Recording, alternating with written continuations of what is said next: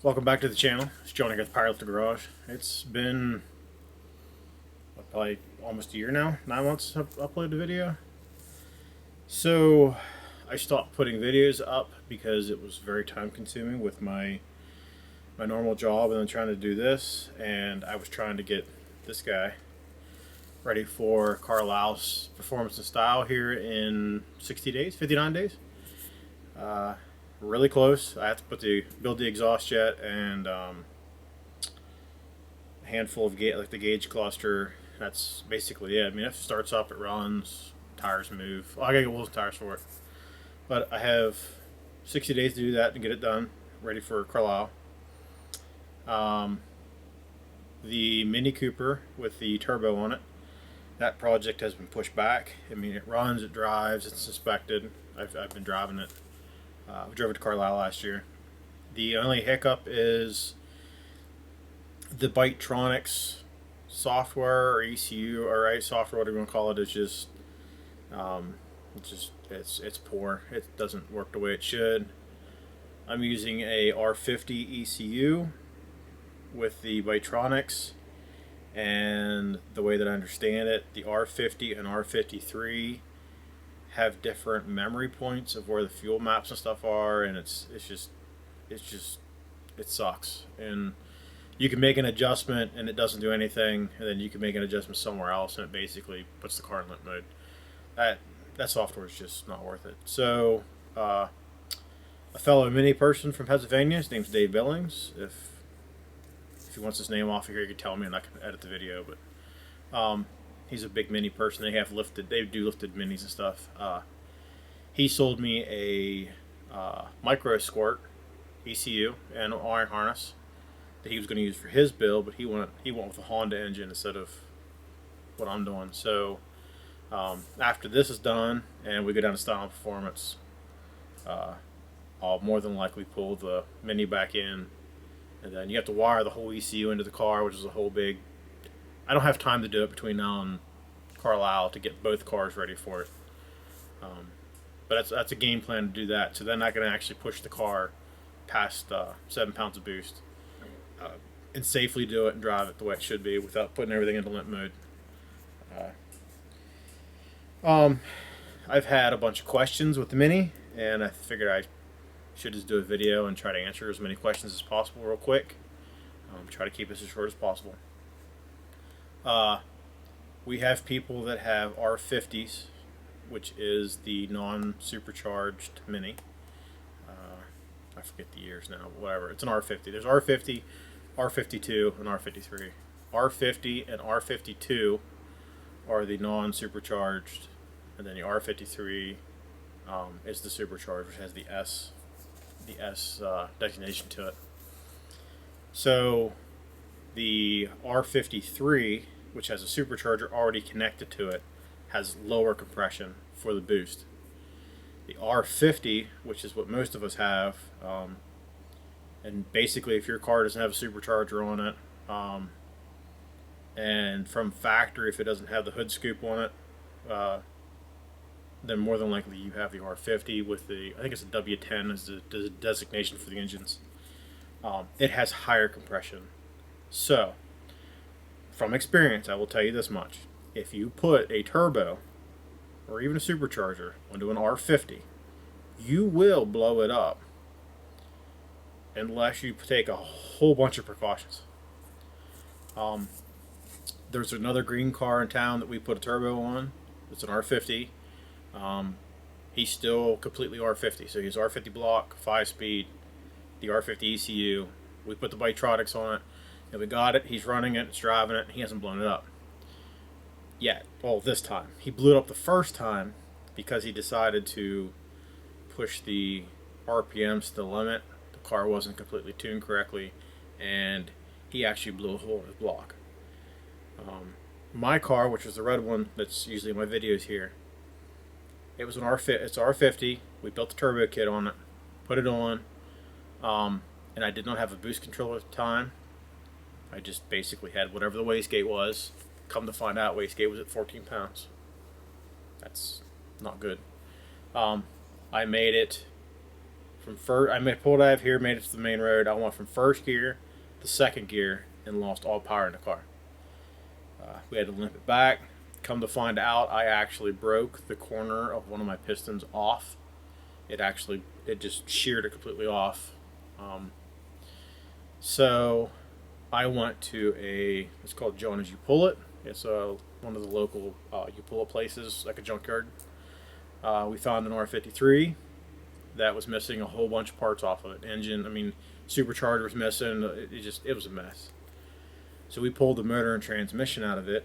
And then down the road, I actually went back and got a handful of parts off of it for the 6-speed swap. So my car currently is an R53 short block. So I have the block and the head, it's the center section, with the timing on it is an R53. The crank pulley is an R50. The tensioner is an R50. I think the only thing that's still on it that's 53 is the physical head, the block, and then the internal, like the valves and the pistons. That gives me lower compression.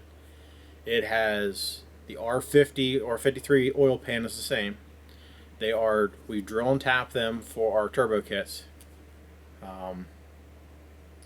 The water, the housing where the thermostat and stuff is, the water, the neck or whatever that's on the block, you have to remove the R53 one off the block and put the R50 one on. It bolts onto the side of the head and it works. When you pull the supercharger off of an R53, if you actually take your R50 out and look on the side of the block, facing the front of the car, there are little metal covers. They're shaped like I don't know, an oval or something. There's 2 of them on either side. You have to order yourself a gasket kit for that engine, for the R53 engine, and you'll have those gaskets to replace them. So on the R50, those holes are plugged by those plates, and what they're the water jackets for the water pump on the R53. So when you take the R53, like the throttle body and stuff off of the block, you have to put those covers back on to cover up where the water pump used to be. Because the R53 has an external water pump that's down in the front, like over where the pulley system is. You remove all that and you put the R50 on it. I could be having it. But anyways, you have to switch them out. And there's plates you have to buy, or gaskets you have to buy. They're like O-rings to put those back on. The oil filter housing, I put the R50 one back on my engine. The R53 will work. You have to either leave the 2 oil. There's an oil filter, and then below it is like an oil cooler. I'm not using mine, so I actually removed that whole assembly to give me more room down in that area and put the R50 one back on. You could keep that there and put an external oil cooler and run the lines to it and do it that way if you wanted to. What else is there? So you have to swap over the R50 intake manifold, the plastic one. All the sensors. You have to bring over all the sensors. So you have your cam sensors and your crank angle sensor and all that stuff. You have to bring them over off the R50 because the ECU is looking for those sensors. So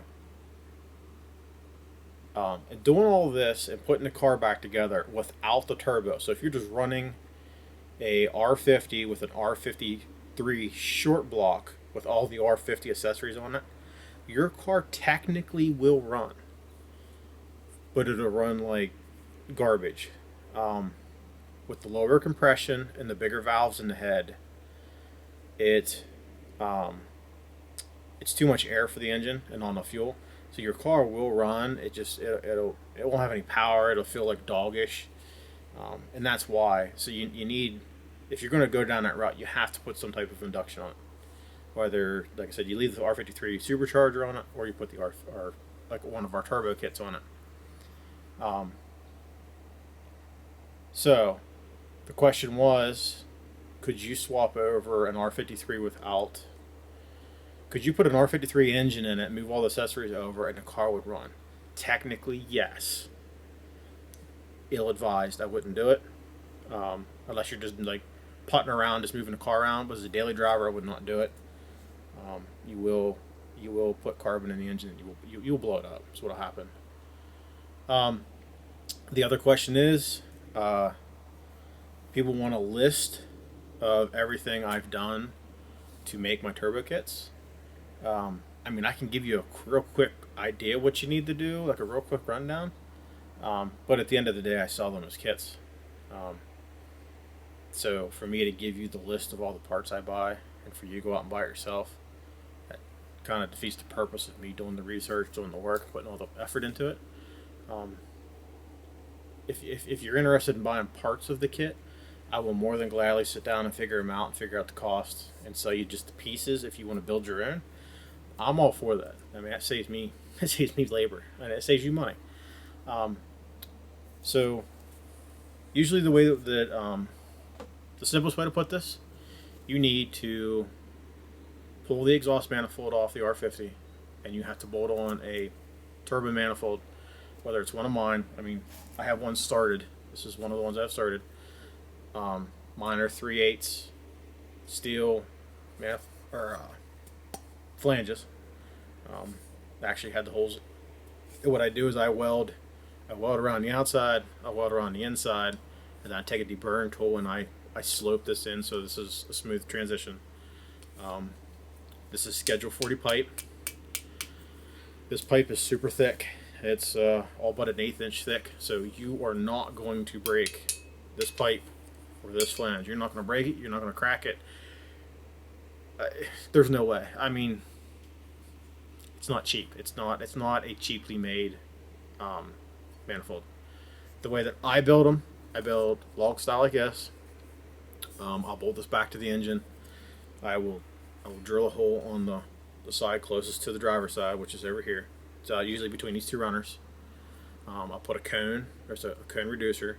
I tack weld it in place. I weld the flange for the turbo on top of it. I bolt the turbo onto it, and then based off of that bolted to the engine, I can adjust the turbo where I want it to sit. It is a very tight squeeze. With my kit, you have to remove the, you have to relocate the power steering pump and relocate your overflow tank. Like I said, if I get down to the actually selling kits of people actually interested in buying them, I actually sell. I make the lines. I sell you the tool to put it together because you use they look like hog ring pliers to put the flanges on. The power steering pump moves over to the corner driver's side of the strut tire. It fits down that little hole.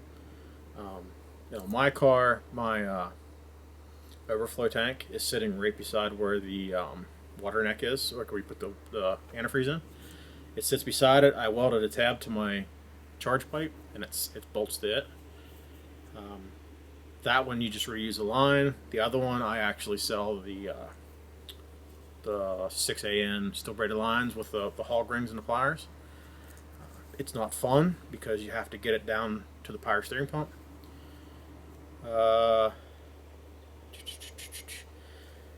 And I'm not gonna lie to you, the turbos that I make with these, they're max speeding rod turbos, so they're $200, $300 off of Amazon. I mean, they're not ready, they're not whatever. That helps me keep it down, keeps the price down. The thing is you can go through the turbos quick. Like if one pops, it's $200 shipped to your house. You just keep rolling. I mean, you could upgrade and you could put it to Greddy. I mean, spend $1,200 to put a Greddy on it, but whatever. I have a couple of Nissan Greddy ones here that I was going to mock up, so I have different placements for the manifolds, but I haven't got that far because I'm working on this car. So manifold, turbo mounts to the top of it. You need oil. So oil feed comes off of where your oil filter housing down is on the back of the block. There is the oil pressure sensor. You unscrew it out of that housing. I put a T-fitting in it. Put a T-fitting in it. Put that sensor will go back in and plug back in, and then on the other side of that T-fitting, I put a banjo bolt with a steel braided line that comes up, puts into an oil restrictor into the top of the turbo. The bottom of the turbo has a 10AN drain that comes the bottom of the turbo. It comes across the top of the transmission, goes down around the front of the transmission and back into the top of the oil pan in the front of the engine. There's a couple reasons I did that. You can't drill and tap the oil pan in the back because there's not really a place to put it. The way the engine sits, the oil would have covered the drain, so it wouldn't have like drained correctly. So I put it in the front. It does have a downward slope, so it's not gonna pull the oil up by the transmission. It's all downward slope. It all works. Trust me, it works. Downpipe. So the back of the turbos, they are a GT28. Yes, 28. So a Garrett 28 fit knockoff. So I bought the GT28 rear housing. I buy them already with a 2.5-inch V-band welded to the back of them. It just saves me time from making that whole back piece. It just bolts on.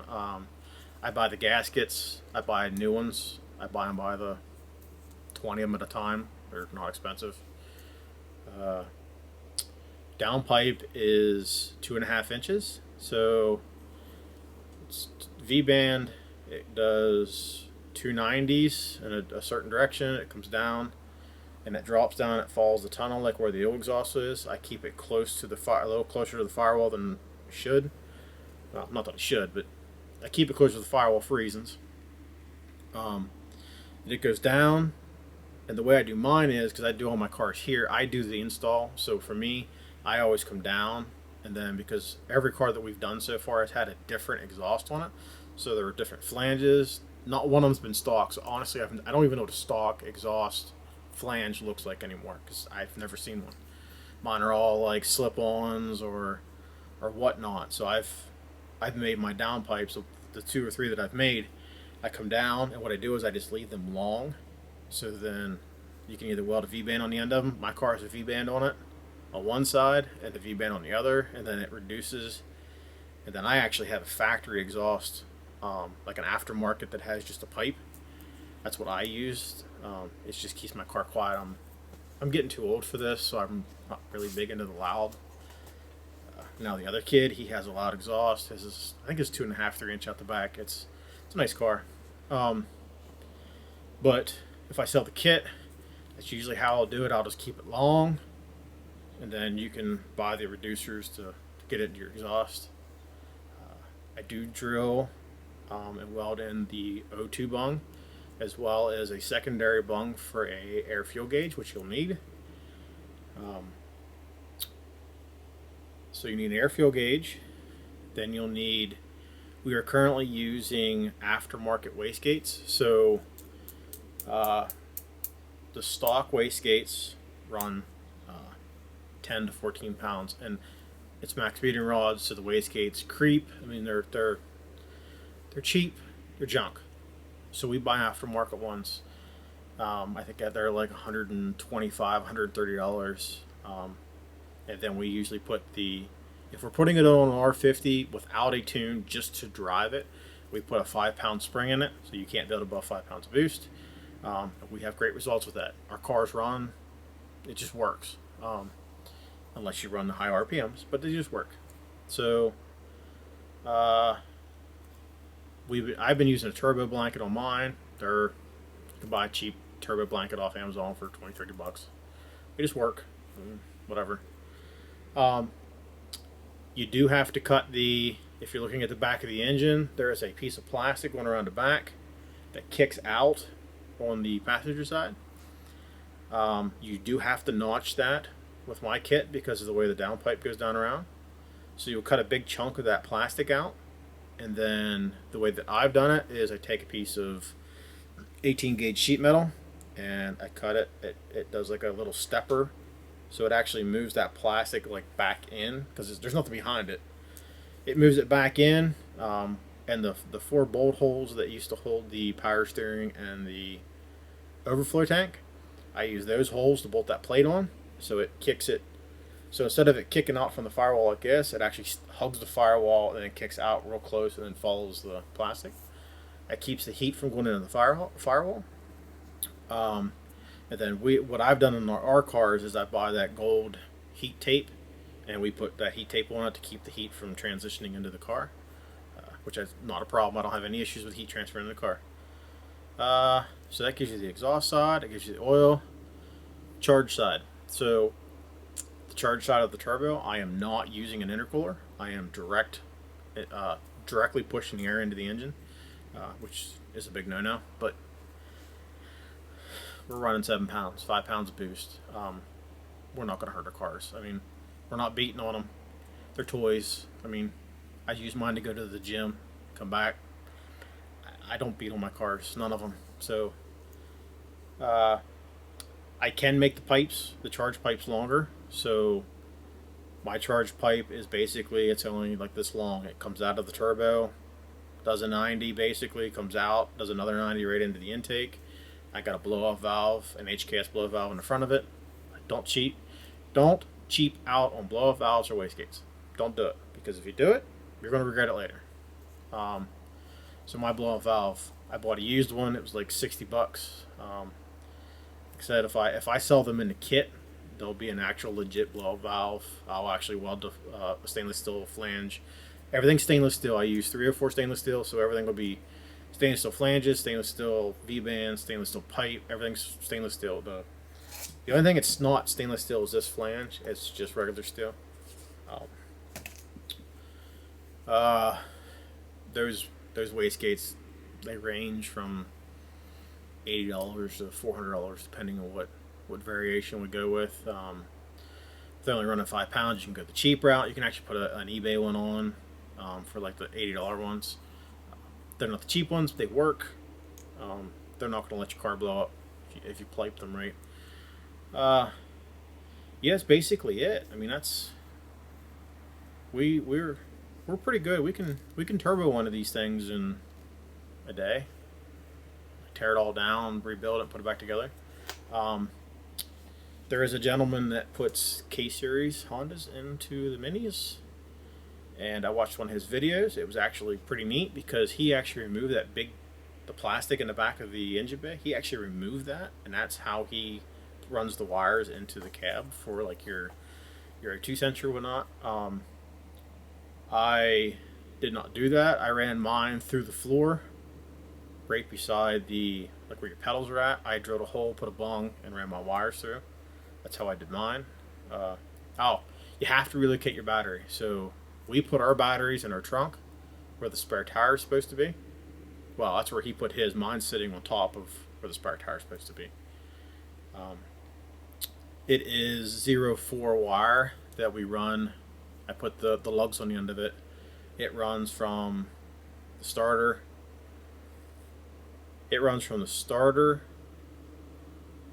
Up. It goes, and there's heat shielding in your exhaust. You got to remove all that. You got to remove all your tire exhaust, drop your entire heat shield, and then we run the battery cable through that tunnel the whole way to the back. And then where your spare tire sits in the trunk, there is a plastic piece in the center. We pop that out, and I actually drill the center of it out, so it's actually just a little bit bigger than the wire. Run the wire up through it, put some sheathing on it so it can't rub raw. I mean, it's plastic, it's not going to rub raw anyways. Clamp it on both ends, put it back into the car, and then we attach it to the bottom of the car with the P-clips. Put the heat shields all back up in, wrap it a little. I have steel braided wire sheathing that we put on it so it can't be a little harder for it to be cut.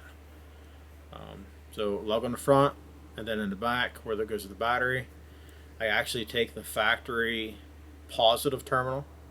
On one car we did that where we took it and it just plugs right back onto the lug, and that's your positive. The negative we connect on the negative side of the battery, and then in the passenger side of your boot on the right side there's a panel you pull off, and inside of there is a body ground. So we ground it to, we put it on first, then put the body ground back on and bolt it down, and that grounds your car. And then up at the starter, the main lug from the starter has another main lug on it, which is the old way of connecting to the battery. We just connect it back to there and connect it into the fuse panel on the driver's side. What else do we do? So that's the battery. That's basically it. The turbo them. We went with Bytronics because that was the go-to at the time, and found out a hard way that doesn't work for what we needed it for. Works great on an R53, R50. Good luck. And I've actually spoke to I think he's the guy that created it down there in Texas, and he wanted me to pay him a lot of money to fix it for me without like telling me what to do or whatever, so I could tune my own car. I don't need anyone else to tune my car. I can do it pretty well myself if the software works the way it's supposed to. Other than that, there are people in our forums that we're in, and if you need to know what the forum is, I'm more than gladly, I'll send me a message, I'll send it to you what the forum is. There's a bunch of us in there, and there's a gentleman in the United States that will take an ECU for you, an R53 ECU, and they will flash it so we can put a flash tune on it. And there's a gentleman in the forum, so I won't mention any names just for reasons. He will do remote tunes, but they can only do it that way. That's the only way that they can tune his ECUs. He'll do a remote tune, and people love them. They love his tunes. They love that direction. It's not too bad. It's on par. The reason I didn't go that route is I like to mess with my own stuff. If I need to pay somebody else to do it, I'm not going to keep paying every time I need something changed, like small. I personally just won't do it. I tried wiring in map sensors into my car from the R53. That doesn't work because the R50 ECU is actually missing the connectors in the ECU for it. And then the software doesn't even read it, so it's missing a whole bunch of tables. Oh, you do have to change injectors. So I bought a set of used knockoff JCW, John Cooper Works injectors. I think I paid like $100 for the injectors, $115 for the injectors. That's what I used to get more fuel. What else was there? That's basically it. I can do videos other times for like the 6-speed or whatnot, but I'm just trying to answer as much as I can. And if anyone has any questions, I mean, drop me a line. I try to keep up with my comments, which I don't have many because I haven't been releasing videos because I've been working on the cars. But I'm going to try to keep posting more and more and more. I should have a video up here soon of this thing. Actually, we'll probably work on it this week. I need to get it done, get it ready, so we're ready for Wolf Carlisle. And we have a bunch of other projects in here. I've welded up intake tubes for Camaro. There's a bunch of little odds and ends I've been doing here. And if anyone, if you need to know, like it's what I welded together, the product that I sell. So this is a piece of 3-inch pipe that I bought that I use for my for this car, but I use the same company for the kits for the Mini. And this is a piece I just bought off of Amazon. You see the difference in color? This is 304 stainless. This is 304 stainless coated. And if you look at the size of the pipe, you can clearly see one is way thinner. It's almost half the thickness of the other one. This is what I build everything out of. I bought this thinking I was going to save myself a couple $100 or whatever because of this car. I'll probably use it just to get me by, but everything on this car will eventually be this. But all my Mini kits run off of this size pipe. Everything's TIG water. I mean, I own a MIG water, but it's a flux core, but I don't use it. I use TIG water for everything. I use stainless steel wire. Yeah, I mean, it is what it is. It's just, it's how. If you don't do it, you never know that you can do it. I mean, anyways, all right. I'm gonna end this video here. I've been rambling on for what, a half hour, so this video is gonna be long on YouTube. I apologize now. Um, like, subscribe, share, tell as many people as you can. Help me get my channel moving, and maybe it'll get me motivated again to keep putting out these videos and this content. And like I said, if you have any questions or anything, I mean, I can try to get what I can gathered up as far as parts and whatnot for all my pieces for the minis, if that's what everyone wants. Um, we do all sorts of stuff. I got 240 sitting here. I got the Maverick sitting here. I got another Mini sitting outside.